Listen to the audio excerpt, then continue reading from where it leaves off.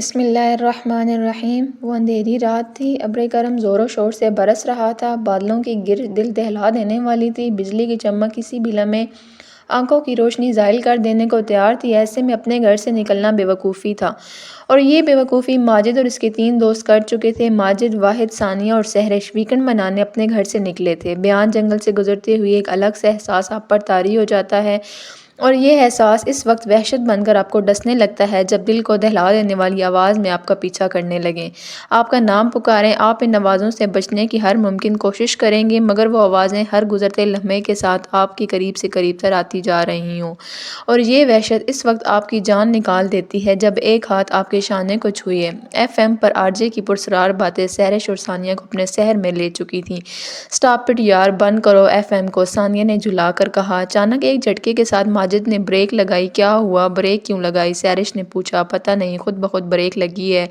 ماجد نے کار سٹارٹ کرنے کی پوری کوشش کی، مگر کار سٹارٹ ہونے کا نام ہی نہیں لے رہی تھی۔ "یار جلدی کر"، سحرش کے چہرے پر بھی خوف نمایاں تھا۔ وہ کسی بھی طرح اس سنسان سڑک سے اوجھل ہونا چاہتی تھی۔ ماجد نے کار کا دروازہ کھولا اور طوفانی بارش میں قدم رکھا۔ قدم رکھنے کی دیر تھی کہ اس کا پورا جسم تر ہو گیا۔ کالی شرٹ کے نیچے پہنی بنیان واضح طور پر دکھائی دینے لگی۔ وہ انجن کی طرف بڑھا، مگر اسے کچھ سمجھ نہ آیا۔ جانوروں کی آواز میں مزید اضافہ ہو گیا۔ سیکنڈ میں وہ واپس ڈرائیونگ سیٹ پر آ بیٹھا۔ اس کا وجود بھیگ چکا تھا۔ ماجد نے کہا، "لگتا ہے انجن میں پانی چلا گیا"۔ رومال سے اپنا چہرہ صاف کیا۔ "اب کیا ساری رات اسی جگہ پر گزارنی پڑے گی"، سحرش نے دھیمے لہجے میں کہا۔ "جب تک بارش نہیں رکتی تب تک تو کچھ بھی نہیں کیا جا سکتا"۔ اچانک کوئی باہر سے ونڈو کھٹکھٹانے لگا۔ کون؟ موسلا دھار بارش کی وجہ سے باہر کچھ نظر نہیں آ رہا تھا۔ ماجد کی آواز میں بھی کپکپاہٹ آ گئی۔ "یار دروازہ مت کھولنا"، واحد نے سمجھایا، مگر ماجد نہ مانا۔ اس نے دروازہ کھولا، مگر وہاں کوئی نہ تھا۔ ایک بار پھر ونڈو پر دستک ہوئی، مگر اس بار ایک سایہ بھی نمودار ہوا۔ ماجد نے غصے میں دروازہ کھولا۔ "کیا ہے؟ کیوں بار بار تنگ کر رہے ہو"، ماجد نے باہر نکلتے ہی اس پر جملے کسنا شروع کر دیے، مگر وہ بوڑھا شخص خاموشی سے عصا کے سہارے کھڑا اس کی باتیں سنتا رہا۔ اس کا چہرہ بالوں سے آدھا ڈھکا ہوا تھا، اس کی کمر میں خم تھا۔ "بیٹا، یہاں اکیلے رہنا ٹھیک نہیں ہے، یہ جنگل روحوں کا بھوکا ہے، جتنی جلدی ہو سکے چلے جاؤ یہاں سے، ورنہ یہ تمہیں بھی کھا جائے گا"۔ اس بوڑھے کی آواز موسلا دھار بارش میں بھی کار تک پہنچ رہی تھی۔ واحد بھی اب باہر آ چکا تھا۔ "ہماری کار خراب ہو گئی ہے اور یہاں کوئی مکینک ہے"، واحد نے اس بوڑھے شخص سے پوچھا۔ "اس جنگل میں کوئی مکینک نہیں ملے گا تمہیں"۔ "ہاں، اگر چاہو تو میرے ساتھ آ سکتے ہو، پاس ہی ایک حویلی ہے، میں اس کی دیکھ بھال کرتا ہوں، چاہو تو آج رات وہاں ٹھہر سکتے ہو"۔ یہ کہہ کر بوڑھا شخص وہاں سے چل دیا۔ ایک بار پھر بجلی چمکی، بادلوں نے ڈر کو ہوا دی۔ ثانیہ فوراً کار سے باہر آئی۔ "یار، اس طوفانی رات میں باہر رکنے سے بہتر ہے اس بوڑھے کے ساتھ اس کی حویلی ہی چلے جائیں، جنگل میں رات گزارنے سے تو بہتر ہے نا"۔ اس کے جسم پر کپ کپی طاری تھی۔ "ٹھیک ہے"، ماجد نے شانے اچکائے اور بوڑھے شخص کو روکا۔ اس کی ہنسی پہلی بار نظر آئی۔ سب اس بوڑھے شخص کے پیچھے چل دیے۔ سنسان سڑک پر بارش کی بوندوں کے ساتھ ان سب کے قدموں کی آواز بھی سنی۔ کچھ فاصلے پر ایک حویلی نظر آئی۔ لوہے کا جالی دار گیٹ طوفانی ہوا میں کھڑکھڑاہٹ کی آواز پیدا کر رہا تھا۔ ایک بار پھر بجلی چمکی۔ سب نے پہلی بار اس حویلی کی ہولناکی کو دیکھا۔ پوری حویلی پر سیاہی چھائی ہوئی تھی۔ ایک عجیب سی آہٹ اس حویلی کے باہر سے ہی سنی جا سکتی تھی۔ بوڑھے شخص نے آگے بڑھ کر مین دروازہ کھولا۔ 10 فٹ لمبا اور 5 فٹ چوڑا دروازہ جاذب نظر تو نہ دکھتا تھا، مگر ایک وحشت ضرور رکھتا تھا۔ سب پر بھیگ چکے تھے، سب کے جسم پر کپ کپی طاری تھی۔ حویلی میں اندر چلے گئے۔ بجلی کی چمک نے ہر چیز کو روشن کیا۔ سامنے ایک صوفہ تھا جسے پھٹے پرانے کپڑے سے ڈھکا ہوا تھا۔ بائیں طرف کچن کا گمان ہو رہا تھا۔ ایک آہٹ وہاں سے مسلسل آ رہی تھی۔ گرج کی آواز نے اس آہٹ کو مدھم کر دیا۔ "کتنی سنسان ہے یہ حویلی"، آگے بڑھتے ہوئے ثانیہ نے کہا۔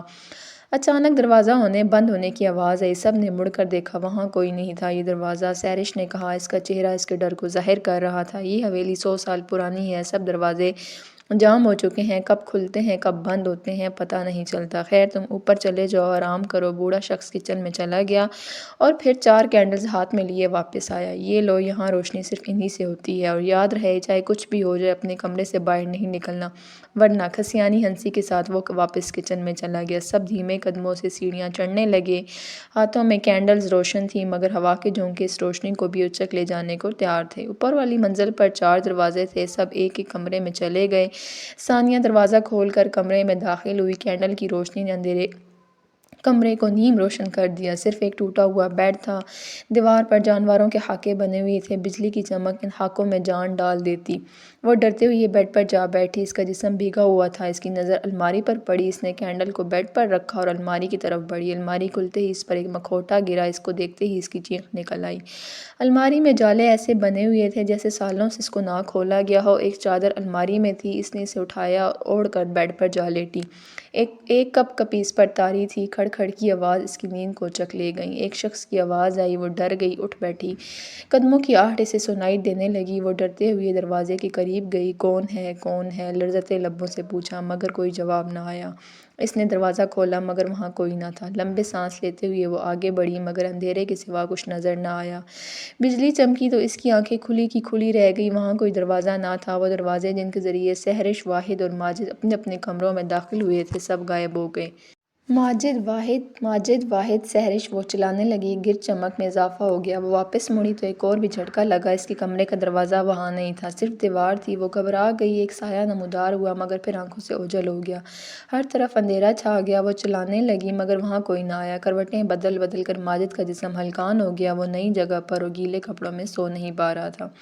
اس نے دیوار کی طرف کروٹ لی، اسے ایسا محسوس ہوا کہ کوئی اس کے ساتھ لیٹا ہے۔ اس نے کن اکھیوں سے پیچھے دیکھنے کی کوشش کی مگر اندھیرے میں کچھ نظر نہ آیا۔ اس نے اپنی مٹھی خوف سے بھینچ لی۔ بجلی کی چمک نے دیوار پر ایک سایہ بنایا، وہ چونک کر اٹھ بیٹھا، پیچھے مڑ کر دیکھا مگر وہاں کوئی نہ تھا۔ خوف اس کے چہرے سے ظاہر ہونے لگا۔ قدموں کی آواز کمرے کے باہر سے سنائی دینے لگی۔ اس نے ہاتھ میں کینڈل لی اور ننگے پاؤں دروازہ کھولا۔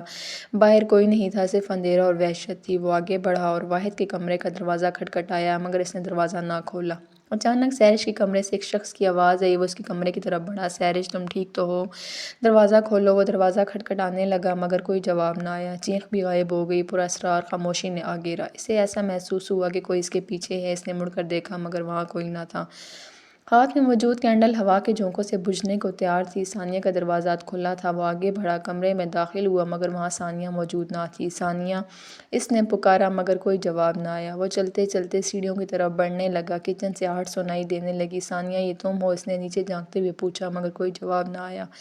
آہٹ مزید واضح ہو گئی، وہ لرزیدہ قدموں کے ساتھ اترنے لگا مگر جب بھی وہ نچلے سٹیپ پر قدم رکھتا ایک آہٹ سنائی دیتی۔ ایسا معلوم ہو رہا تھا جیسے کوئی اس کے ساتھ ساتھ نیچے اتر رہا ہو۔ وہ قدموں کی آواز سے اس نے اپنے آگے پیچھے دیکھا مگر کوئی نظر نہ آیا۔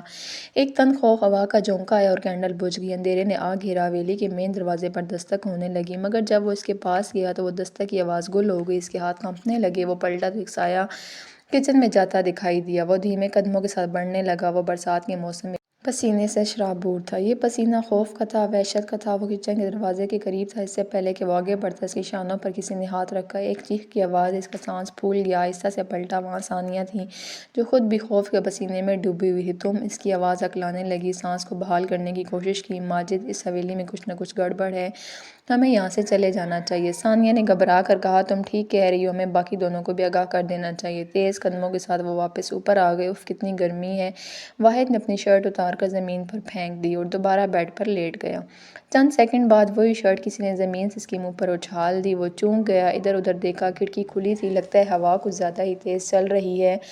وہ اٹھا اور کھڑکی کو بند کرنے لگا مگر تنخواہ ہوائیں مزاحمت کر رہی تھیں۔ اس نے اپنا ہاتھ باہر کی طرف کھڑکی کو بند کرنے کی غرض سے بڑھایا تو ایک سرخ رنگ کی بوند اس کی دودھیا بازو پر نمودار ہوئی۔ اس نے بغور دیکھا، وہ خون کی بوند تھی۔ اس نے باہر جھانکا مگر وہاں کچھ نہ تھا۔ دوبارہ اپنے بازو کی طرف نگاہ دوڑائی، وہ خون اب غائب ہو چکا تھا۔ یار واحد، لگتا ہے سحرش کا اثر تجھ پر بھی ہونے لگا ہے، اپنے آپ سے کہا۔ چہرے پر مسکراہٹ تھی مگر یہ مسکراہٹ اس وقت غائب ہو گئی جب اس نے اپنے زیب تن کی بنیاد پر خون کے چھینٹے دیکھے۔ اس نے انہیں بھی معمولی جانا اور کھڑکی بند کرنے لگا اور پھر واپس جا کر لیٹ گیا۔ جیسے ہی وہ لیٹا، ایک تیز دھار خنجر کا سایہ اس کو دیوار پر نظر آیا۔ ثانیہ اور ماجد کمروں کی طرف بڑھ رہے تھے، سحرش ان کی طرف دوڑتے ہوئی آئی۔ اس کا سانس پھولا ہوا تھا۔ کیا ہوا سحرش، تمہاری یہ حالت کیا ہوا؟ ثانیہ نے اس کو حوصلہ دیتے ہوئے کہا۔ وہاں وہاں، وہ اپنے کمرے کی طرف اشارہ کر رہی تھی۔ کیا ہوا تمہارے کمرے میں، بتاؤ؟ ماجد نے پوچھا۔ ادھر کوئی ہے؟ بار بار ایک آہٹ سنائی دے رہی ہے، اس نے ہکلاتے ہوئے کہا۔ تینوں مزید سہم گئے۔ اب یہاں پر مزید رکنا خطرے سے خالی نہیں، جلدی سے واحد کو اپنے ساتھ لیتے ہیں اور نکلنے کی کرتے ہیں۔ ماجد کی بات پر دونوں نے اس بات میں سر ہلایا۔ بجلی کی چمک میں اضافہ ہوتا جا رہا تھا۔ گرج کی آواز ایسے سنائی دے رہی تھی جیسے بادل ان کے سر پر ہوں۔ وہ چل رہے تھے۔ اچانک ماجد کو اپنے پاؤں گیلے محسوس ہوئے۔ ہر طرف اندھیرا تھا، کینڈل بھی بار بار بجھ رہی تھی، واضح طور پر کچھ بھی دکھائی نہیں دے رہا تھا۔ یہاں کچھ ہے، میرے پاؤں گیلے ہو رہے ہیں۔ سب کی نظر زمین پر تھی۔ بجلی دوبارہ چمکی، سب کے رونگٹے کھڑے ہو گئے۔ ماجد کے پاؤں خون میں سرخ ہو چکے تھے۔ خوف کے سبب اس کے ہاتھ سے کینڈل نیچے گر گئی۔ ثانیہ اور سحرش نے ایک دوسرے کو دبوچ لیا۔ ان دونوں کی سسکیاں حویلی میں گونجنے لگیں۔ ان کی نظر خون کی طرف گئی۔ آنکھیں کھلی کی کھلی رہ گئی۔ خون واحد کی لاش سے آ رہا تھا۔ اس کا سر کٹا ہوا تھا، آنکھیں کھلی تھیں۔ آہ! سحرش کی چیخ نے بادلوں کو خاموش کروا دیا۔ ماجد کو بھی ایک جھٹکا لگا۔ اس سے پہلے کہ بجلی کی چمک اندھیرا کر دیتی، اس نے دونوں کا ہاتھ پکڑا۔ چلو یہاں سے۔ وہ بھاگتے ہوئے نیچے آئے، مگر ایک آہٹ ان کا پیچھا کر رہی تھی۔ مین دروازے کی طرف بڑھے تو ایک آواز نے سب کو پیچھے مڑ کر دیکھنے پر مجبور کر دیا۔ کہاں جا رہے ہو تم سب؟ یہ واحد کی آواز تھی۔